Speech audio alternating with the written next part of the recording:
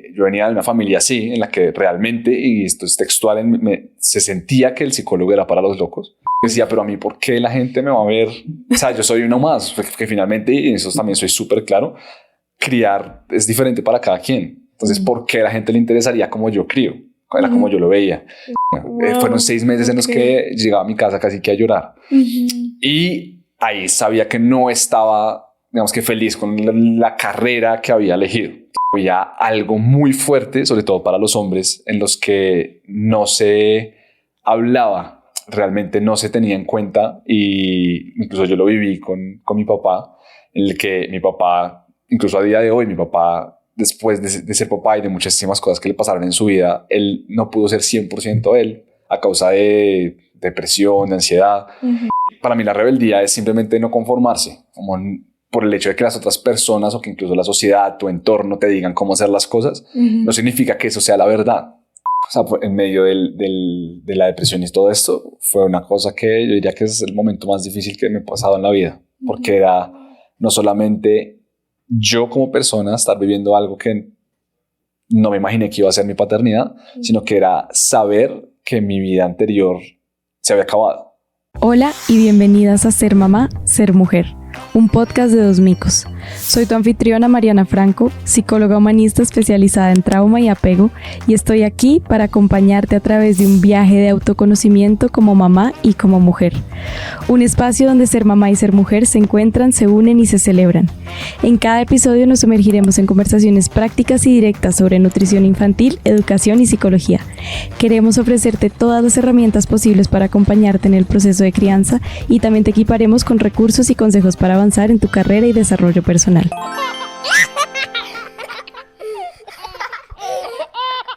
Bueno, buenos días y bienvenidas y bienvenidos a todos a un nuevo episodio de Ser Mamá, Ser Mujer.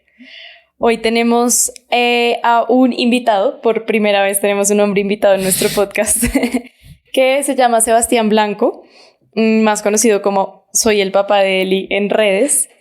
Y bueno, nos va a contar un poco de su experiencia de crianza desde la paternidad y cómo ha estado involucrado en todo este proceso y todo además lo que nos enseña en redes, que es maravilloso. Bueno, Sebas, cuéntanos cómo llegaste a este tema de crianza. Bueno, yo siento que fue por 3 vías diferentes. La primera es la profesional. Yo no tengo nada que ver con crianza, pues no tenía antes, ahorita me he formado, pero al principio era muy como lo que hacía mi esposa y las conversaciones que teníamos. Entonces, mi esposa es dula, es psicóloga perinatal. Ella tiene muy claro todo lo que tiene que ver con parto respetado, a las familias que acompaña, digamos que la preparación que tiene que tener un papá y una mamá para convertirse en papás. Y eso fue nosotros antes de ser papá y mamá. Entonces, la información que ella tenía, digamos que me la fue compartiendo a medida que ella se formaba. Y de ahí empezamos a tener unas conversaciones que yo siento que muchas personas nunca tienen. Nos empezamos a cuestionar muchísimas cosas también de nuestras creencias, que seguro ahorita hablamos de eso, cómo lo habían hecho con nosotros y nosotros lo repetiríamos. Entonces todo eso, digamos que en mi casa es una conversación continua, incluso a día de hoy.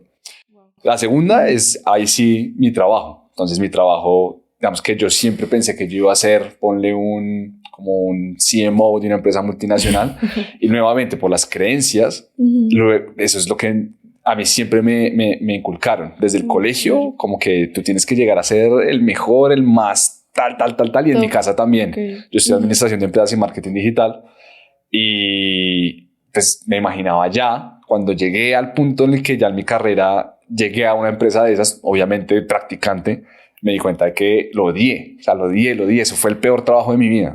Fueron 6 meses en los que llegaba a mi casa casi que a llorar. Y ahí sabía que no estaba, digamos que feliz con la carrera que había elegido. Entonces también mi carrera no estaba como, lo que yo hacía no estaba como muy, como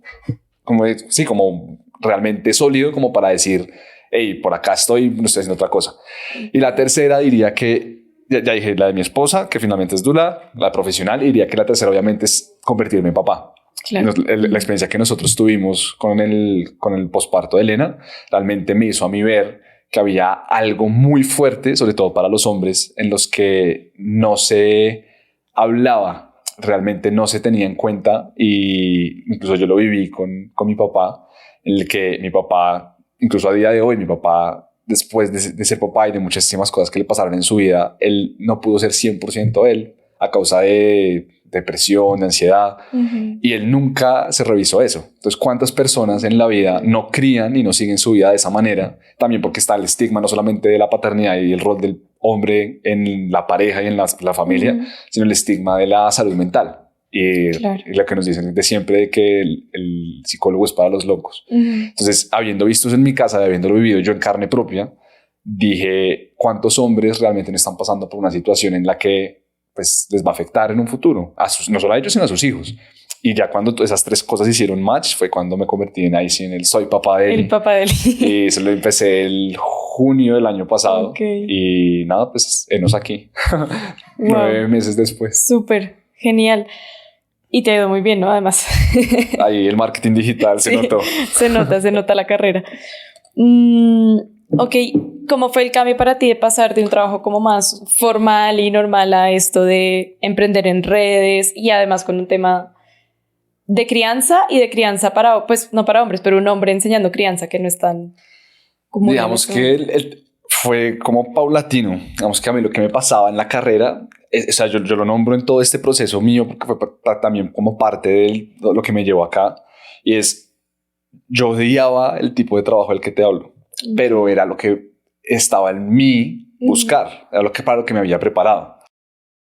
Bueno, yo siempre hablo de esta parte del antes porque finalmente es parte de mi proceso en esto, ¿no? Y es, yo entraba precisamente por lo que te hablaba de las creencias a un trabajo, que eran este tipo de trabajos de empresa grande, luego empecé a entrar a startups y entraba y no me sentía lo suficientemente conectado con la misión de a dónde entraba. Entonces era aburrirme a los 6 meses de hacer las cosas. Digamos que me iba bien en términos como entré a muy buenas empresas después de la primera, pero me sentía como ir a un trabajo a hacer algo por lo que no estaba apasionado. Entonces era llegar, hacer mi trabajo, irme, estar mamado y entregarle mi energía a un lugar que finalmente sí, no era como, wow, estoy cambiando vidas. Y en ese sentido me aburría al año y me salía. Y digamos que económicamente era muy difícil porque yo entraba a un trabajo para pagar las deudas que había acumulado en el tiempo que estaba desempleado. Y entonces entraba ya como en reversa de lo que quería construir. Me endeudaba otra vez y decía, no, necesito otra vez un trabajo. Entonces me metía a otro trabajo para pagar otra vez las deudas. Entonces era, digamos que mi parte profesional, apenas desde que me gradué de la universidad, era como, sí, como si estuviera siempre al contrario de lo que debería pasar económicamente, como que uno piensa de ahorrar y todo esto. Y decía, uy, qué trampa esta de la vida de adultos. O sea, estoy cansado de vivir así. Así me moví a empezar a hacer freelance en marketing. Entonces empezaba a ayudar a empresas, lo de siempre, con sus redes sociales, todo esto. También de eso me aburrí rapidísimo. Y ya después empecé a hacer otra parte de marketing que era un nicho muchísimo más, digamos que selectivo, y los clientes son otro tipo de clientes que no están buscando eso. Y en eso fue que empecé ya a hacer 2 vías. Empecé a hacer contenido o sea, yo mismo hacer el contenido, y empecé a hacer contenido para empresas ya más grandes. Digamos, acá en Colombia un caso de éxito muy grande fue el de Bolt. O sea, todos mis amigos me mandaban todos los videos que salía yo en Bolt porque Bolt le metió muchísimo a esa campaña. Le fue muy bien. Y pues a otras empresas también con las que hice contenido. Y ahí aprendí realmente a lo que funcionaba y lo que no funcionaba. Y sabía que me gustaba y que era bueno haciéndolo. Entonces esa fue lo que me llevó hasta el punto en el que yo puedo crear contenido, pero no sé en qué. Y mi esposa, acá entra mi esposa, o sea, si no fuera por mi esposa, soy papá de él y no existiría, la verdad. Que ella era la que me decía como, tú eres bueno creando contenido, ¿por qué no creamos contenido en finalmente algo en lo que somos tan apasionados, que es la paternidad? O sea, realmente ahí hay un nicho súper desatendido, tú lo harías súper chévere, tú eres chistoso, pero claro, siempre está ese, digamos que el síndrome del impostor. Yo decía, pero a mí, ¿por qué la gente me va a ver? O sea, yo soy uno más, que finalmente, y en eso también soy súper claro, criar es diferente para cada quien. Entonces, ¿por qué a la gente le interesaría como yo crío? Era como yo lo veía. Y detrás de eso estaba el miedo. Eso es lo que yo le decía a mi esposa, pero detrás de él estaba el miedo de no quiero que me juzguen. Porque yo sé que yo tengo unas ideas, después de todas las conversaciones que tenía con mi esposa, que cuestionan mucho de la crianza tradicional. Que incluso no solamente la crianza de mi papá y mi mamá que me dieron, sino incluso de cosas que se creen hoy en día. Entonces, poner eso a la luz pública y saber lo que podía llegar a pasar, pues me era difícil, la verdad. Y fue entonces cuando dije como, bueno, después de incluso ya como discusiones con mi esposa que ella no entendía porque ella me decía, pobrecita, ya la verdad, ella que va a ver esto, amor, yo te amo, porque ella le tocó luchar mucho con mis miedos, porque ella lo tenía en su cabeza de que yo realmente era para lo que estaba como mi llamado. Sí. Pero yo le huía y le huía y le huía como realmente a querer hacerlo. Entonces, ya al principio como que hice 2 videos. Esos 2 videos fueron de límites y le dije, bueno, yo lo voy a hacer, pero lo voy a hacer a mi manera. O sea, como la forma que yo soy, porque mi esposa también, digamos que al ella ser casi que mi productora detrás de esto, ya tiene prácticamente cada video que saco, yo lo hago el guión, ella corrige el guión, como en las cosas que vemos, luego yo grabo, luego ella mira el video final, si ella quiere hacer cambios como a grabación o incluso a como dije las cosas también los hace. Es un equipo prácticamente, un equipo, o sea, soy papá de él y no soy yo solamente. Y entonces yo sí le dije, yo voy a ser muchísimo más irreverente a lo que yo creo que tú tienes en mente. Y sacamos 2 videos de límites y esos fueron los 2 videos que, o sea, nunca ni siquiera como creador de contenido para empresas no sabía, o sea, me había tenido números como los que tuve y ahí fue cuando ya me di cuenta, esto resuena de una manera muy grande y fue cuando ya pues dije, no, pues esto realmente pues es lo que la gente quiere, lo que necesita ver y creo que puedo hacer un cambio. Y es eso, siento que se necesita mucho, como que estamos pasando como un cambio de paradigma, como que hay mucha gente que se está dando cuenta, todavía hay unos modelos muy tradicionales que siguen muy rígidos, pero hay mucha gente que está empezando a cuestionarse la crianza, ¿no? Como que están empezando a decir como, bueno, de pronto eso no es algo que uno simplemente hace y como salga está bien y que los niños van a estar bien, sino que necesita conciencia, trabajo personal, que eso es a lo que yo siempre como le meto la ficha es... Te puedes comprar todos los libros de crianza que quieras, pero si no has hecho un trabajo personal, botaste la plata en esos libros. Como... Pero bueno, entonces creo que aquí voy entendiendo un poco más porque en tus redes dice papá rebelde. Sí, total. Y me encanta. ¿Nos quieres contar un poco más de eso? ¿Cómo es esa rebeldía? Esa fue mi primera descripción. Digamos que todo esto, después yo he emprendido, o sea, creo que soy papá de él y es como mi 5º, 6º emprendimiento. Y en todos me había ido muy mal. Como que tenía ese bicho del emprender, como realmente quería algo para mí precisamente porque no quería seguir trabajando, pero pues simplemente las cosas no se daban, como ya sea por la idea, ya sea por el equipo, ya sea porque realmente lo hacía como por el hecho de ganar plata más que porque realmente estuviera como conectado con lo que quería hacer. Y ese perfil primero, digamos que ha cambiado muchísimo a lo largo de estos 9 meses, pero esa primera frase de la que me estás hablando la dejo porque realmente eso es, en 2 palabras, cómo me defino, un papá rebelde, porque para mí la rebeldía no tiene que ver con la connotación negativa que le ponemos. E incluso siento que esa connotación negativa habla mucho de cómo sociedad queremos que las personas actúen. De acuerdo. Para mí la rebeldía es simplemente no conformarse, como por el hecho de que las otras personas o que incluso la sociedad, tu entorno te digan cómo hacer las cosas, no significa que eso sea la verdad. No significa, y sobre todo en una cosa tan subjetiva como es la crianza. El hecho de que uno se cuestione y que uno por medio de la experiencia vea lo que le funciona a uno mismo, creo que realmente te hace un rebelde en la medida de que estás viendo para ti cómo funcionan las cosas en lugar de que los demás te digan cómo las tienes que hacer. Y eso es muy incómodo, tanto para la persona que lo hace, porque siente como que todo el tiempo lo están juzgando, tanto como para otras personas que lo quieren hacer, pero no son capaces de ir en contra de la corriente. Entonces, creo que eso que hablas tú de la parte del trabajo interno, muchas personas están en ese borde en el que saben que les está picando algún tipo de cosa, límite que no están poniendo, cosas de su crianza que probablemente no han visto, o incluso gente que todavía no es papá ni mamá y que saben de alguna manera en el fondo que lo que hicieron con ellos o alguna parte de lo que hicieron con ellos no están de acuerdo y no lo harían, pero no están al punto en el que están dispuestos a ir en contra de todo lo que conocen. Y entonces siento que mi contenido lo que ha hecho es como que de alguna manera revela esas cosas que tienen dentro y no han podido poner en palabras, y es ahí donde pues, empiezan a conectar. Sí, siento que es como pones sobre la mesa muchos temas que están... pues en terapia hablamos mucho de un concepto que es como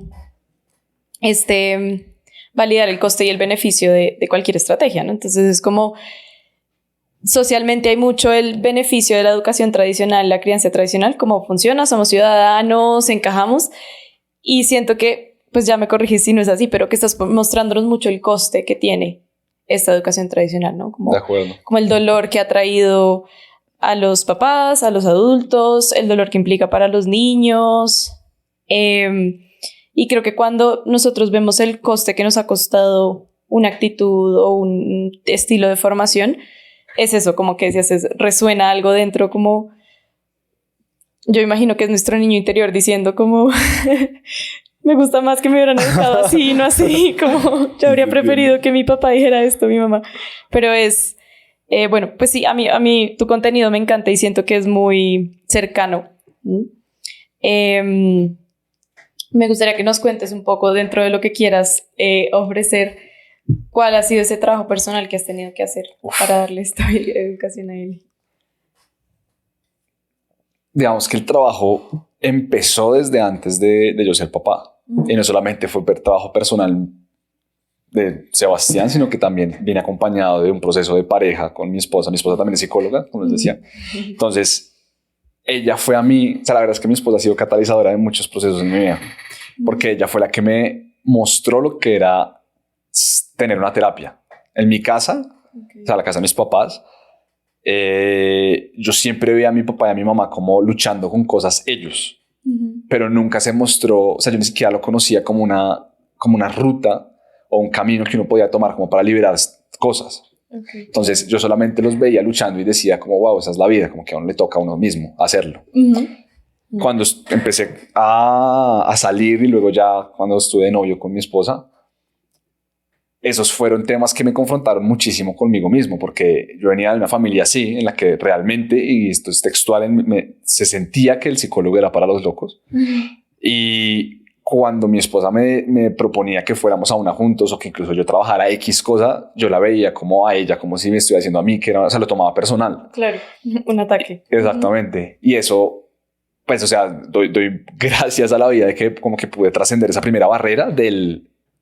Yo siento que es muy del cuidar el ego, como de no puedo estar bien en todo, para poder tomar esas primeras terapias en ese momento. Finalmente el trabajo real, para contestarte ya bien, es... tuve que romper muchas creencias limitantes. Entre esas, la más fuerte que te puedo decir ahorita es la del buen hijo. Yo soy el hijo mayor, somos 3. Entonces, mi hermano que sigue fue como el terremoto de la casa, y mi hermana es muy parecida a lo que soy yo, pero desde digamos que desde otra perspectiva. Entonces yo siempre fui en la casa el que no daba problemas, porque mis papás tenían que estar con mi hermano. O sea, mi hermano era el que, si no le estaban poniendo atención, iba y rompía un plato para llamar la atención en la casa. Entonces siempre era como, ay Mateo.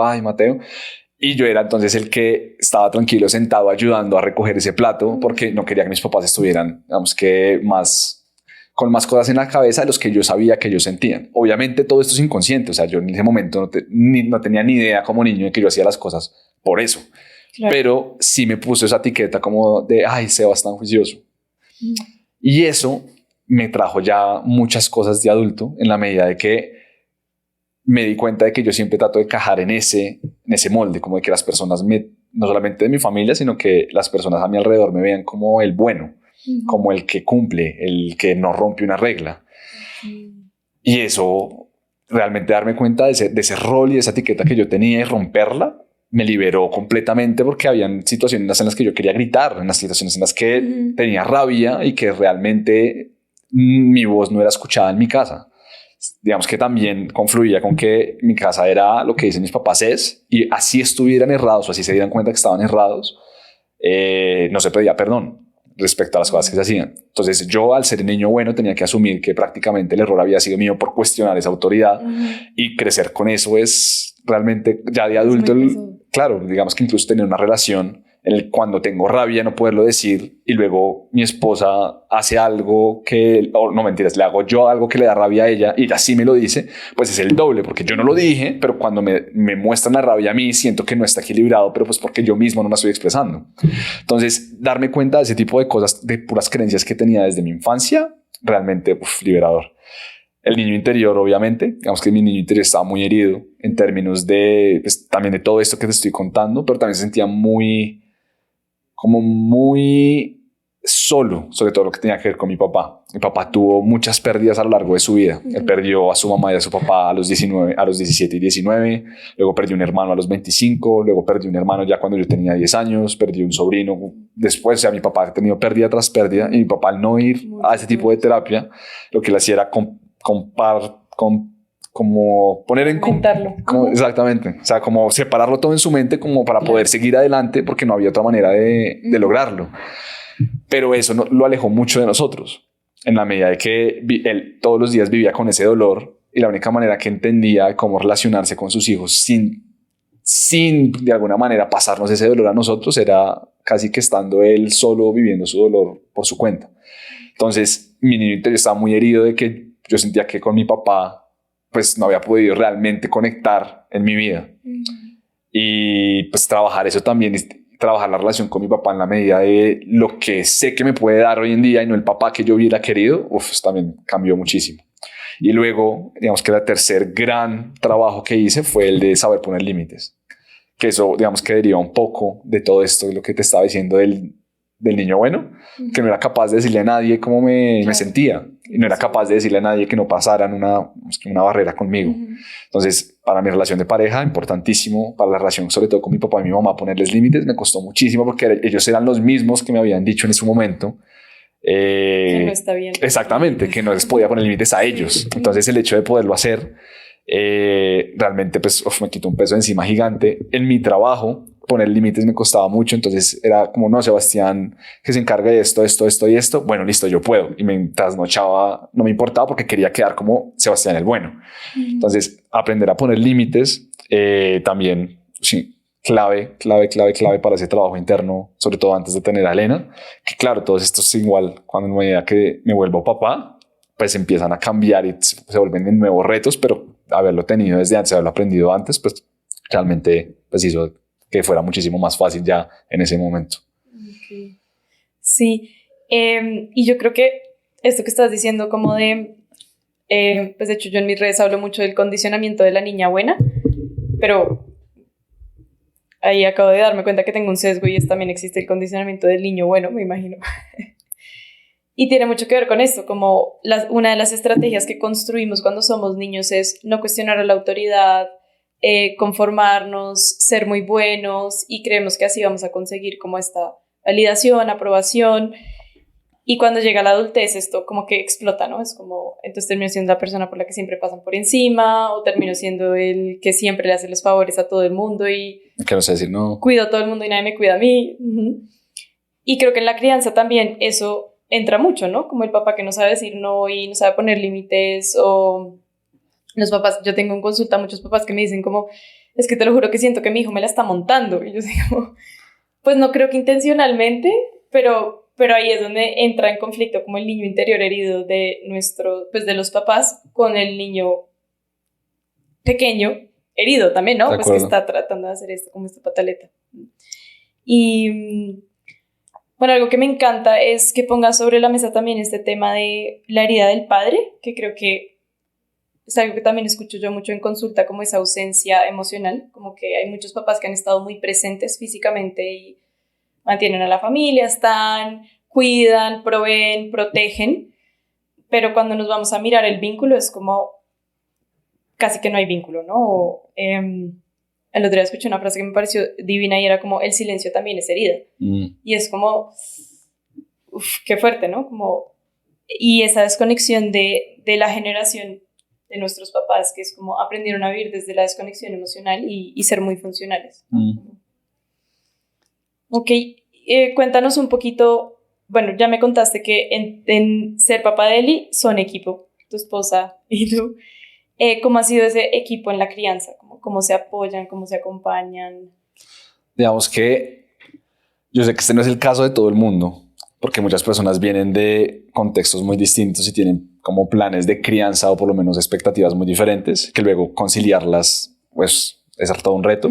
Pero precisamente como liberarme en ese proceso interior de las cosas con las que yo venía, mi esposa hacer lo mismo de su casa, nos permitía como estar limpios al momento de lo que creíamos que era mejor para el momento de criar. Digamos que haya una regla entre los dos que es, si no sabes de algo, acéptalo y infórmate, como para venir a poner sobre la mesa las cosas que realmente vienen desde información. Sí. Es muy fácil como que el piloto automático pegue, sobre todo, digamos, estabas hablando de una pataleta, que uno dice como, mi hijo me la va a montar, pues para que mi hijo sepa que no me la puede montar a mí porque yo soy su papá. Digamos que eso es lo que uno vio de alguna manera, o sea, eso funciona. Nadie va a decir que no, eso pegarle a un niño funciona porque le causa miedo. Y el miedo es un detractor muy fuerte de un comportamiento. Pero qué feo que uno tenga que sentir miedo de un papá para que realmente, o sea, que el miedo sea por medio el que tenga que relacionarse con el mundo.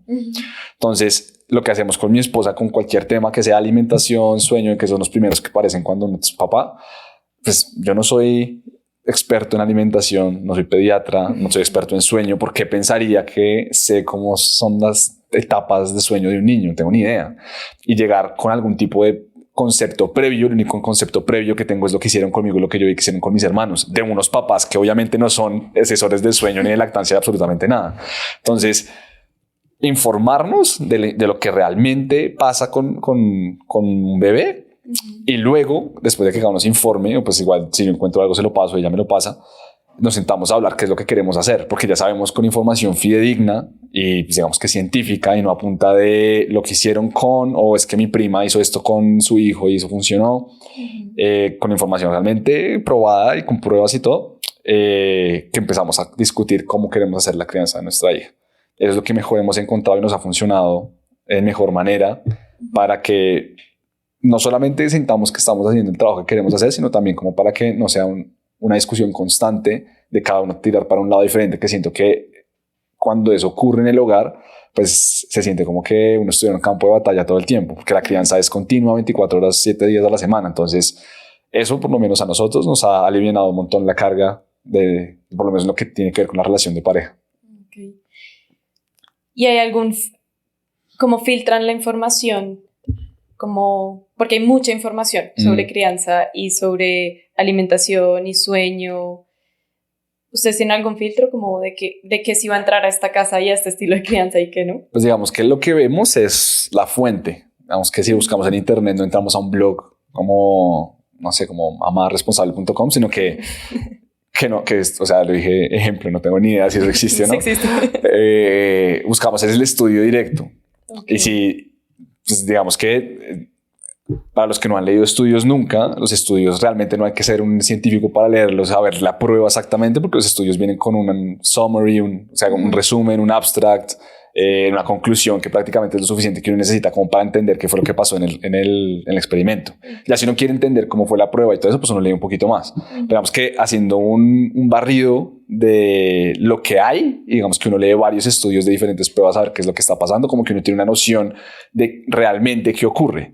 Digamos, un experimento que realmente a mí me cambió, que es completamente contraintuitivo, es estaban haciendo un estudio de qué pasaba con los niños en los que empezaban a tener una pataleta increíble cuando las mamás estaban presentes. Entonces, el estudio realmente lo que quería mirar era si la presencia de las mamás los afectaba para que fueran, digamos que más pataletudos. Entonces, digamos que la intuición que uno diría, digamos que bajo la crianza tradicional, es que claro, porque como ven a la mamá, por ejemplo, en el jardín, cuando uno deja al niño y preciso que le dicen a uno váyase rápido para que no lo vea, cuando ven a la mamá y empiezan a hacer una pataleta enorme, pues mejor que no la vea, así no van a hacer pataletas y se van a acostumbrar a lo que tiene que pasar, que finalmente la vida es así, en la que el niño tiene que estar solo y se tiene que ir digamos que hacen aguas de la mamá, pero realmente lo que ese estudio después vio, y realmente lo que me pareció es como, qué chévere haber leído esto, es el estudio concluyó que lo que los niños estaban haciendo era una demostración completamente normal de su desarrollo cognitivo, que es al ver una persona en la que confían, que es su cuidadora principal en muchos casos, eran capaces de mostrar realmente lo que estaban sintiendo. Es decir, cuando estaban con personas externas, simplemente no se sentían lo suficientemente cómodos para demostrar que se estaban sintiendo de alguna manera inseguros en ese lugar, pero apenas veían a sus mamás, lo eran y podían expresarse. Y eso realmente me cambió a mí como la perspectiva de absolutamente todo lo que tenía que ver con el proceso de separación. Sí. Porque uno tiende a pensar que los niños se la van a montar a uno, lo que tú decías, como que los niños quieren y de alguna manera vienen con el chip de la manipulación instalado. Manipular, de ser montadores, de ser rebeldes. Exacto. Y que uno es el que tiene que como ponerlos en sintonía con lo que realmente es la vida real, ¿no? Y muchas personas hablan de esa vida real. Es que no los estás preparando para la vida real, porque en la vida real tú no vas a tener a tu mamá todo el tiempo ahí. Pues son niños de 2 años. O sea, ¿por qué no podrían tener a su mamá en un proceso de separación consciente? Entonces, como 20 ejemplos más respecto a la importancia de uno leer y como uno instruirse y no irse por lo que la cuenta, incluso la mía, la cuenta de Instagram dice, porque probablemente no les funcione. Porque lo que creo que en cuanto a pasos, te pueden dar muchas herramientas, pero si no has hecho ese trabajo anterior contigo mismo y estás abierto a que lleguen los cuestionamientos a tu vida de papá o mamá, pues va a ser muy difícil ponerlas en práctica, o si las pones en práctica sin haber hecho eso, pues no te van a funcionar simplemente porque estás con el piloto automático de lo que te criaron todavía instalado. Entonces, esa es como la manera como filtramos prácticamente, o sea, que no sea como fuentes de segundo o tercer como medio, sino de la primera fuente de información. Eso está súper útil. Y estaba pensando también, pues, es como, si no hay un trabajo personal, primero, tampoco me va a salir muy natural poner límites respecto a lo que no estoy de acuerdo. Como, de acuerdo. Por ejemplo, algo que es, pues, que yo escucho mucho en los talleres que dicto es como, ay, pero es que a mí el pediatra me dijo que había que dejar al niño llorar. Y yo siempre hablo de que cuando dejamos a los niños llorar estamos creando apego inseguro y ansioso. Entonces es como... Oye, eso es lo mejor y dicho. lo más interesante es que siempre que hablo de este tema en los talleres, todas las mamás dicen como, mi intuición me estaba diciendo que no lo dejara llorar, pero es que el pediatra dijo, ¿no? O la abuelita dijo, y es como, pero tu cuerpo te estaba diciendo que era lo que realmente necesitaba tu hijo o tú. Y pues, como no puedo cuestionar a la autoridad o como no puedo poner límites, pues cedo mi autoridad como madre o como padre porque esa fue mi crianza, ¿no? Porque soy la niña buena o porque qué miedo cuestionar la autoridad o porque no puedo confiar en mí. Entonces creo que primero me parece súper valioso este aporte que nos das como de ir a la fuente directa, porque creo que también muchas veces en esa tercera o cuarta fuente se pierde lo central. Y bueno, y poner ese filtro personal como de esto cómo conecta con mi historia, cómo conecta con mi intuición. Estaba pensando en este estudio que nos cuentas que al final eso es el apego seguro, ¿no? Como lo que queremos crear en un apego seguro es que mi hijo sepa que no importa en qué estado está, puede venir a mí, ¿no? De acuerdo. Con tu pataleta, con lo más estúpido, ridículo que hayas hecho, es como yo soy esa fuente de seguridad. Entonces ven y muéstramelo, ¿no? Por favor, muéstramelo para ver cómo te puedo ayudar. Es que es súper contraintuitivo porque realmente es lo que uno quiere. O sea, digamos que cuando uno lleva ese comportamiento al adulto, imaginemos ni siquiera al adulto, al adolescente. Uno quiere que el adolescente venga y hable con uno y que venga y le diga a uno, oye, me siento así, estoy teniendo pensamientos de esto, tuve mi primera relación sexual, la voy a tener, ¿qué hago? Sí. Pero cuando son niños, de toda su etapa de formación, desde que sí, prácticamente desde que nacen hasta cuando entran a la adolescencia, ellos no son capaces de poner eso en palabras. Y la manera como lo hacen es precisamente el decir te necesito, es cuando están, digamos que ya desregulados, cuando pegan, cuando gritan, cuando papá, papá, papá, papá, papá. Y uno eso tiende a, o sea, claro, es molesto, es incómodo que uno escuchar a una persona que lo necesite a uno todo el tiempo para solucionar las cosas. Y digamos que por lo que venimos, nuestro piloto automático es a tratar de que se calle o a parar el comportamiento. Entonces, cuando tú llevas toda tu vida callando a una persona cuando te necesita decir lo que necesita de ti, ¿qué esperas que pase cuando las personas lleguen a un momento en que, claro, ya se pueden comunicar, pero a toda su vida aprendieron que a ti no te importa? O lo que te importaba era realmente no lo que estaba sintiendo la persona, sino cómo se estaba viendo. Correcto. Cuando ves eso, a mí me sorprende que tantas personas digan, es que yo no sé por qué mi hijo es así, yo no sé por qué mi hijo a mí no me cuenta nada, si éramos tan unidos, pero pues que unidos primero, unidos cómo, y segundo, cuántas veces realmente estuviste para ese niño, esa niña, mientras crecía en los momentos que te necesitó, porque esa es la conducta aprendida. O sea, finalmente creo que hay algo que nos tenemos que quitar como papás y como mamás, y es como el rol de la víctima. O sea, son tus hijos.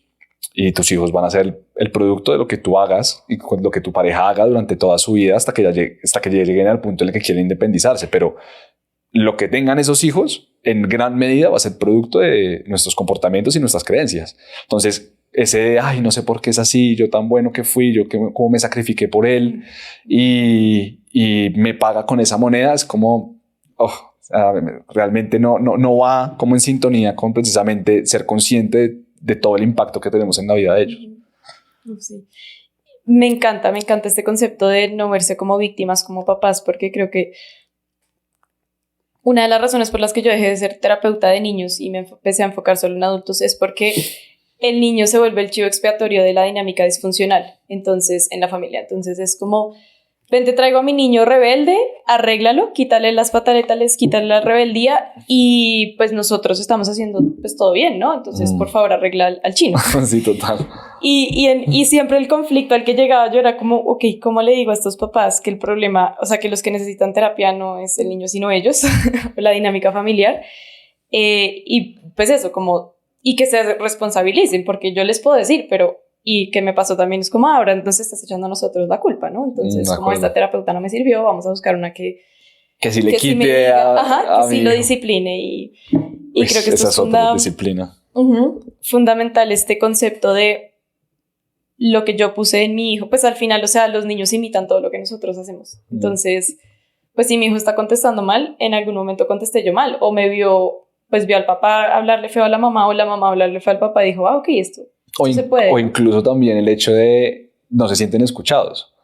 O sea, porque para los que están viendo el video en esto, digamos que si el niño se me está haciendo una pataleta y lo que yo tiendo a hacer es voltear la cabeza y esperar a que el niño se regule solo sin mi ayuda, pues ¿qué va a hacer? Va a gritar más, me va a pegar, me va a hacer todo para poder llamarme mi atención. Entonces, pues si me contesta feo o ya tira de una a la mano es porque probablemente hayan habido episodios anteriores en los que el niño no se sintió escuchado hablándolo, o simplemente con la primera parte que le pusieran atención a las necesidades que tenía en ese momento y entonces escala de una vez el comportamiento porque sabe que ese es el momento en el que lo van a atender. Entonces muchas veces las personas sí pueden decir como, ay no, pero en la casa todos hablamos, pero pues también depende no solamente del ejemplo, que estoy clarísimo que también desde ahí sale todo, sino el cómo se manejan esas necesidades de ese niño. Súper importante. Sí. Y de hecho me gusta que pues tengo como 2 videos en mente que he visto tuyos que justamente hablas de eso, como que inviertes el rol de porque mi hijo es así, yo le enseñé esto, o mi hijo hace esto, como el de papá, sí, y que dijiste como, ¿quién le enseñó esto? Yo. Y es como, ¿qué? Ese video fue, digamos que incluso cuando lo hice, o sea, yo siempre mi contenido lo planteo como a mes, 2 meses. Pero cuando lo hice, fue un video que pasó el día anterior, en el que fue como, la realización, y dije como, no, esto lo tengo que grabar, porque cuántas personas realmente no les pasa esto. Total. Ese es un video, como para dar un poquito más de contexto, en el que le estoy mostrando a las personas la dicotomía en lo que uno hace con los hijos y lo que uno les enseña sin uno ser consciente, y luego cuando lo hacen conmigo, uno se emputa. Entonces es el niño diciéndole a uno llamándolo las 20 veces que me necesita llamar, mientras que yo estoy haciendo algo que para mí es importante, estoy en trabajo, estoy hablando con mi esposa incluso, que eso pasa mucho, que uno está hablando con la pareja y el niño quiere la atención de los dos. Y luego, cuando uno lo necesita, el niño está haciendo algo y necesita el mismo número de veces que uno lo llame, porque también ha aprendido que cuando uno está ocupado, pues uno no pone atención.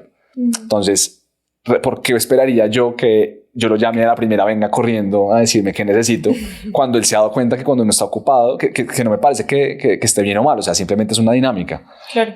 Porque sí lo espero de él cuando yo no se lo he demostrado que así es. Y ese video, cuando lo hice y cuando lo publiqué, muchísima gente se sintió muy identificada, no solamente por lo que pasaba en su hogar, sino yo creo que también como mirando hacia atrás lo que había pasado en los hogares en los que habían crecido. Claro. Y es que, o sea, además, si lo extendemos si lo volvemos como mucho más generales, casi siempre estamos esperando de los niños cosas que no esperamos de los adultos, ¿no? Como, entonces quédate quieto y no te muevas y de verdad yo no conozco el primer adulto que pueda estar 1 hora sentado poniendo atención, ¿sí? Como, o que en el momento que se servía la comida baje corriendo y se siente en la mesa, pues van a hacer de que esté muerto de hambre, pero si no, va a acabar lo que está haciendo.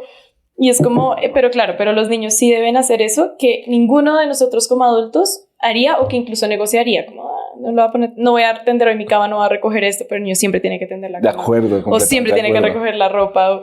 Y es como...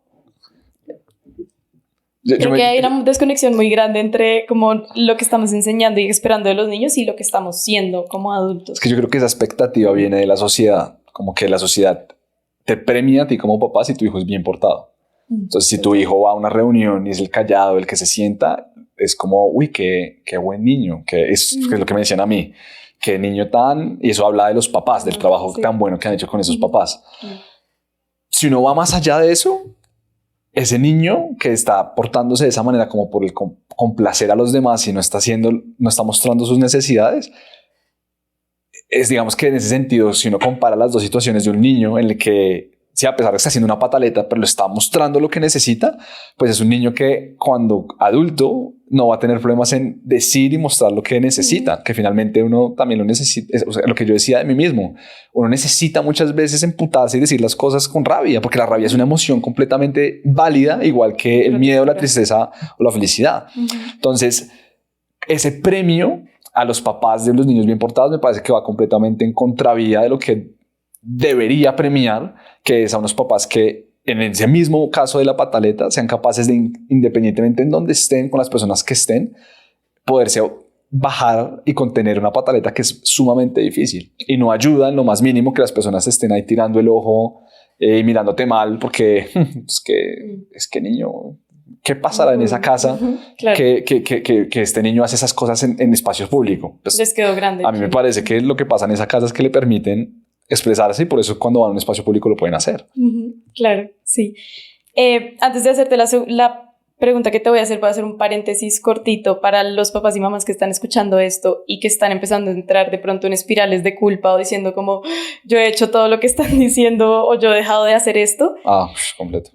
Una propuesta que yo le hago, pues que seguramente si han escuchado otros episodios ya me han escuchado decirlo y lo seguiré repitiendo, es piénsense como hijos en estos episodios y no como papás, porque mucho de lo que nosotros repetimos como adultos cuidadores con los niños viene de nuestra herida y de lo que no recibimos nosotros cuando éramos niños. Entonces, si se piensan en este momento como hijos, podemos ayudar un poco a bajar esa culpa y ese juicio que puede llegar a venir de si no lo estoy haciendo bien o no estoy siendo suficientemente buena mamá o buen papá. Y además les da una pista de dónde necesitan empezar a sanar a su niño herido y acogerlo para no repetirlo con sus hijos.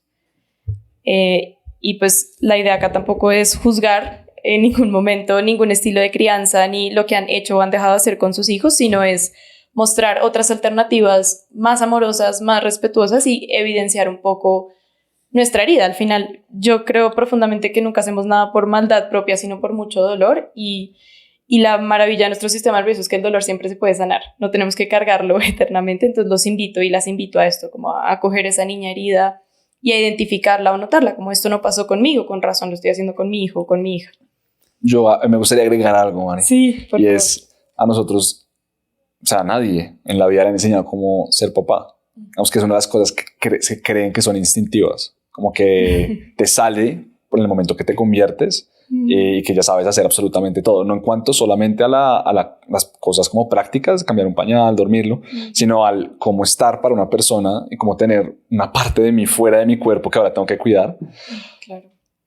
Y para todos es un proceso viniendo precisamente desde cómo nos criaron a nosotros. Entonces, yo creo que el mensaje va a esa, si te estás dando cuenta de cosas, si realmente sientes que hay cosas que realmente resuenan de lo que hemos dicho, incluso de cosas que han identificado ustedes mismos, pues esa es nuestra conciencia queriéndonos decir, hay algo que deberíamos trabajar. Entonces no es simplemente como quitárselo así y empezar a pensar en otra cosa, porque esas cosas empiezan a crecer. Entonces creo que la conciencia es importante en esa medida, como que si te diste cuenta de algo, no tienes que ser perfecto porque a nadie le enseñan, pero no significa que no lo puedas trabajar. Genial, me encanta. Y justo la siguiente pregunta que te iba a hacer es, ¿qué le dirías a un papá que quiere empezar a cambiar sus estilos de crianza? Entonces, ¿por dónde puede empezar alguien, de pronto alguien que acaba de escuchar este episodio y dice como, uy, fue pucha, ¿por dónde arranco? ¿Qué hago? Yo creo que lo más, digamos que el primer paso de todo sería tener una conversación de pronto muy incómoda con su pareja, en la que sin necesidad de echarse culpas, es que ves, tú lo haces así y el otro no, pero es que, o sea, porque se puede convertir en una discusión muy fuerte.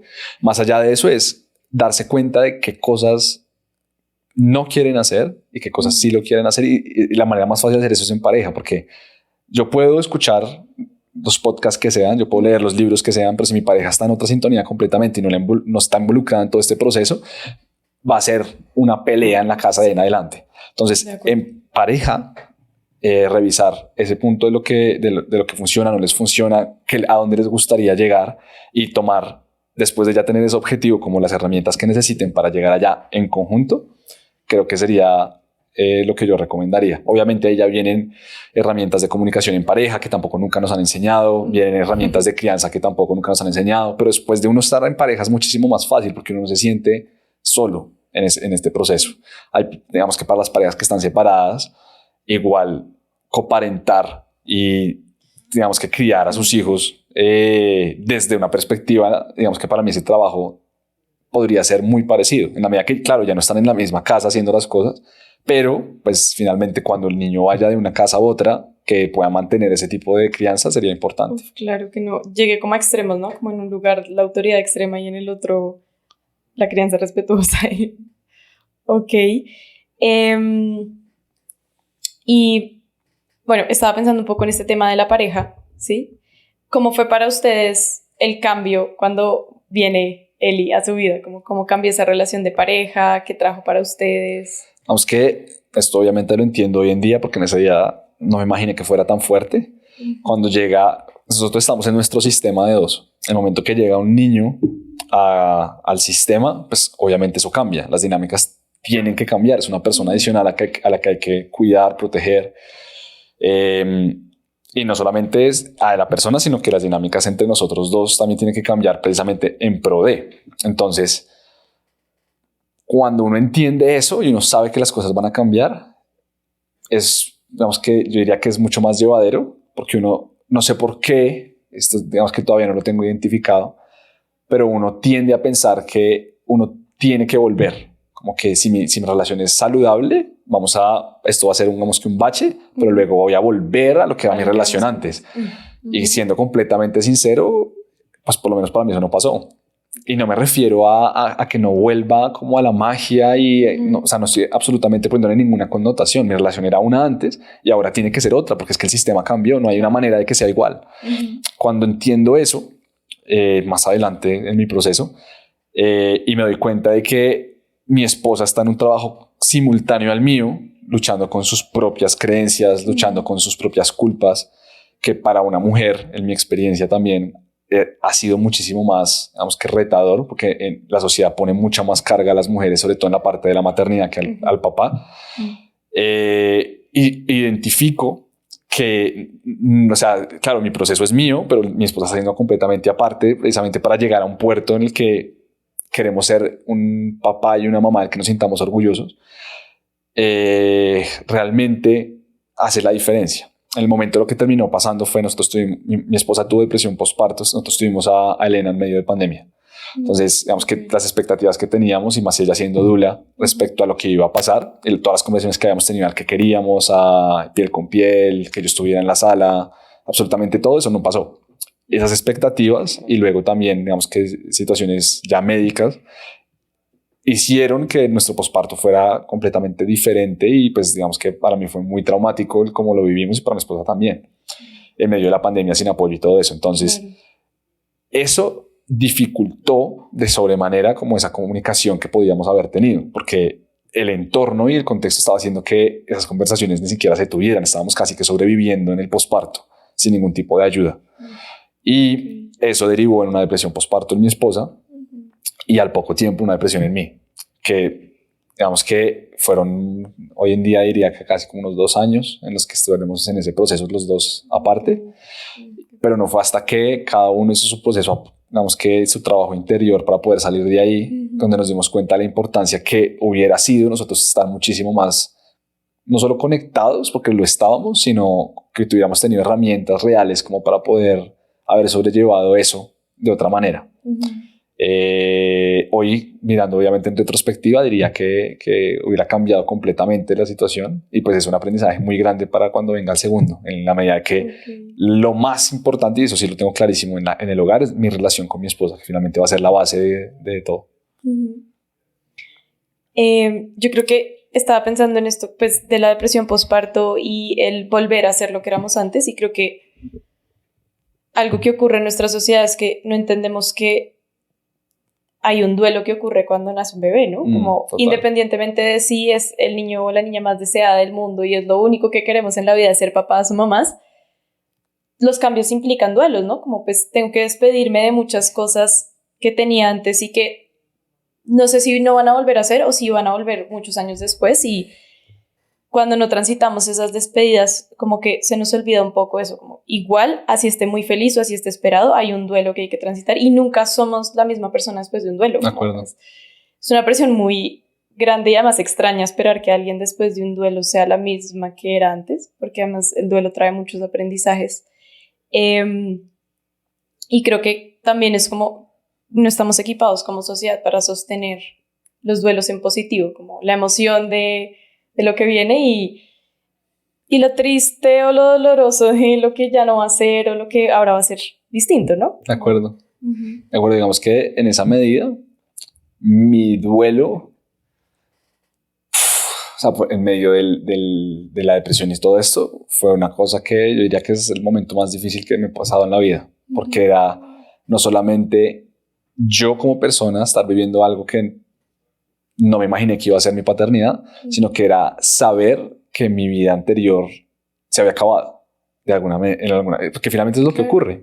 Sí, entonces, saber eso y lidiar con eso en un momento en el que me sentía completamente abajo, me era muy difícil como de tener algún tipo de esperanza en un futuro, porque sentía como que lo que estaba pasando en ese momento, y mi mente lo que hacía era, esto es lo que está pasando y así va a ser de aquí en adelante.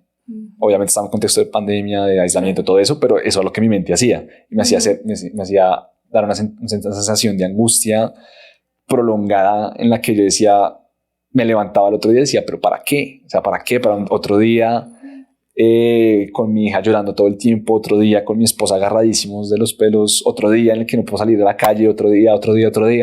Y eso, la sensación es realmente fuerte. Esa sensación fue la que a mí me hizo soy papá de él, porque no quería que otros papás vivieran eso aislados. Y digamos que ya no aislados físicamente, sino aislados de lo que ocurre en un hogar. Claro, digamos que hay algo que he hablado con muchos hombres ya en mis talleres después de hacer todo esto, y es como a los hombres nos gusta sentirnos útiles. Entonces, cuando llega un bebé a la casa, donde muchas veces no sabemos cómo manejarlo, digamos que lo mismo que tú decías estamos hablando ahorita antes del podcast de digamos que el rol financiero en el hogar, como eso iba al hombre, digamos que en el común denominador de la sociedad latina, el cuidado en el común denominador ha ido al rol materno. Y eso ha hecho entonces que uno, cuando llegue a ese tipo de situaciones, yo en mi vida había cambiado un pañal, en mi vida había cargado un bebé, mi esposa había hecho eso con todos sus sobrinos. Entonces, como que uno llega a ese punto en el que uno se siente completamente inútil, y llega a un punto en el que todo tiene que pasar muy rápido, porque uno no quiere que el bebé llore, uno no quiere joderle el sueño, joderle la comida, porque uno sabe que va a ser un momento de estrés después. Entonces uno como que uno se siente así con todo, y en el momento en el que no me siento útil, busco en dónde ser útil. Y digamos que lo que he hablado es normalmente donde uno es útil es o en el trabajo o con su familia, como con las dinámicas que uno tiene familiares a priori de haber tenido mi propia familia. Entonces eso habla mucho también de cómo los hombres en ese primer momento finalmente se desconectan de lo que está pasando, porque no saben cómo simplemente tener una familia, precisamente porque nadie nos ha mostrado cómo. Y eso habla precisamente del tema que estamos diciendo, de cómo para un hombre puede vivirse muy, muy aislado el hecho de convertirse en un nuevo papá. Habiéndolo identificado a mí mismo, yo no quería que otras personas pasaran por eso. Y fue por eso entonces que dije como, wow, es importante también elevar el rol que tiene el hombre en cuanto a la crianza, no en cuanto a la celebración vacía que se le hace muchas veces al hombre, como, uy, cambió un pañal, es que es el mejor papá del mundo, cuando la mamá lleva haciendo eso 5 meses. Me refiero a elevar la posición del hombre en el que el hombre también tiene responsabilidades ahí, y a pesar de no sentirse útil en un principio, qué importante darle el lugar, también hablándole acá a las mamás, de que no tiene todo que salir perfecto y que dejar que el hombre se equivoque para que aprenda, porque es que, o sea, somos humanos, todos aprendemos a medida de nuestros errores, y así es como también el hombre va a aprender, cagándola, poniendo un mal pañal y que el chino se haga popó hasta la espalda y que le toque cambiarlo, que son cosas que uno trata de evitar, pero que como más va a aprender si precisamente no le pasa. Entonces siento que es importantísimo para que también uno como pareja tenga claro que mi hijo va a tener una relación diferente con cada uno y permitir que sea así desde que sea bebé está bien. Me encanta. Y quiero resaltar 2 cosas que dijiste. La primera es, bueno, ese motivo de por qué existe Soy Papá de Eli. Creo que muchas veces cuando se pone sobre la mesa o se vuelve público algo que es tan común para la existencia humana, se rompe un poco ese tabú de los hombres no deberían estar mal después de que nace un bebé, o no se deberían deprimir, o son el protector o el proveedor. Y eso hace pues que se creen conversaciones al respecto, como que bueno, yo de hecho no sé muy bien cómo es la historia, pero sé que a mis papás les pasó algo parecido, ¿no? Como nací yo soy la primera, y como que se vuelve la dinámica mamá e hija, y el papá queda por allá excluido, y él se empezó a aislar, y él pues sigue en su rol de desconexión, pero creo que tiene mucho que ver con seguramente nadie habló con él, ¿no? Y nadie lo acompañó, pero creo que le pasa a muchos hombres y no se habla tanto, no se está diciendo, no se está acompañando. También es porque el hombre no se puede deprimir, ¿no? Entre comillas, ¿no? Como el hombre no llora, el hombre no se siente triste, rompe las paredes, pega puños, pero llorar, como... De acuerdo. Y la otra cosa que me encantó que dijiste es sobre, o sea, el rol del papá. Yo creo que es fundamental en la familia, como que de hecho, la última vez que leí la estadística, creo que el 70% de las personas que están en cárcel, pues que están encarceladas o que han cometido un crimen, hubo ausencia de rol de padre en la crianza. Y, o sea, no, en este momento no me atrevería a decir que hay una correlación directa, pero se sabe que esa ausencia de esa figura masculina sana, protectora, proveedora, validante de las emociones, pues genera un cambio enorme. Y si estamos sacando al papá de la dinámica porque él es el que provee y el que cuida, y la mamá educa, enseña y cría, pues se rompe un poco esa dinámica social que protege al niño en ambos espacios. Bueno, siguiendo el estudio que estás diciendo, parece increíble que ya teniendo evidencia científica de la importancia del rol del papá en la crianza, todavía se cuestione que el papá es importante. Digamos que muchas personas a mí me hablan y me dicen como que perpetúan este dicho del mamá solo hay una y papá cualquiera, que eso realmente me demuestra cómo las personas todavía están poniendo tanta, es que incluso las mamás muchas veces se sienten orgullosas de eso, pero es que no se dan cuenta que ese mismo estereotipo es el que las carga después, porque si mamá solo hay una y realmente solo es ella la que se puede hacer cargo de sus hijos, significa que se está haciendo una barrera alrededor del papá, que finalmente él no va a poder entrar ahí así lo quiera, y así se sienta que un llamado como a ser papá pueda realmente serlo completamente. Entonces eso nos lleva a que muchas personas me escriben como, bueno, pero igual pues, tiene su mamá el rol que tú estás haciendo, lo que estás tratando de promover, esa paternidad pues vale 3 finalmente, porque pues la mamá está ahí. Y eso, digamos que sobre todo me escriben cuando me dicen eso, son mujeres las que me lo dicen, que yo creo que son mujeres que están muy como empoderadas de su maternidad y de su feminidad, que claro, han tenido que ver y históricamente han tenido que hacer la lucha de cómo tienen que mostrar la maternidad y cómo este proceso que vive una mamá en todo su embarazo, parto, posparto, luego tener que vivir en una sociedad con un hijo, el trabajo, como todo ese proceso has tenido que ser visibilizado y ahora llega un man a decir que el papá también es importante. Lo que yo le diría a esas personas es, mi intención acá no es mostrar quién sufre más o de tratar de hacerme la víctima del pobrecito, del papá que no pudo estar. Yo lo que quiero es que, sin importar el ego de género, de que quién sufre más o de quién la toca más difícil en cuanto a papá o mamá, que yo nuevamente repito, sé que le toca 80.000 veces más difícil a la mamá, sin desconocer eso, lo que yo estoy tratando de promover es porque ese niño que se está criando en esa familia tenga todo de lo que necesita de su papá y tenga todo lo que necesita de una mamá que está con una salud mental realmente trabajada y que finalmente papá y ya no el apoyo de papá, sino la responsabilidad de papá que tienen en esa familia, realmente hagan que mamá pueda ser ella misma y no que sea una mamá que cría con una carga mental completamente desbordada en la que hace que pues finalmente tenga que sobrevivir prácticamente en el día a día, tener que ver cómo hace para poder solventar cada cosa que ocurre, en lugar de poder ser ella misma y tomarse un respiro y decir también y cuestionarse de tantas cosas que ella quiere cuestionarse.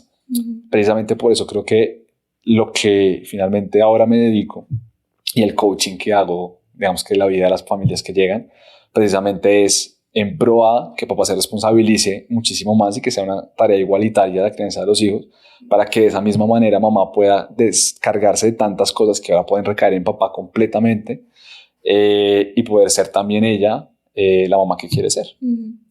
Ok, me encanta y creo que ese balance, primero para la salud mental de nuestros niños es fundamental y para romper también un poco estos estereotipos de género de papá es el que sale, trabaja, nunca está, mamá es la que siempre está y es como no, qué lindo que una generación futura pueda decir como no, los dos estuvieron, los dos son lugares seguros, como si mamá no está para contarle un problema, está papá y ambos me pueden ayudar, ambos me pueden sostener y creo que ahí también esto que dices me encanta como que creo que un duelo muy grande de las mujeres cuando se vuelven mamás es como eso, es como ya no tengo tiempo para mí, ya no hay tiempo para nada, ahora me toca a mí sola y es como pues de pronto no te toca todo sola a ti, porque hay hombres que quieren estar presentes y si te das ese permiso de abrir el espacio y de recibir esa ayuda, como la va a hacer el hombre, que no va a ser en el instinto maternal que viene tan propio de la mujer, pero lo va a hacer como es él, y esas herramientas también las necesita un niño, ¿no? De acuerdo. Como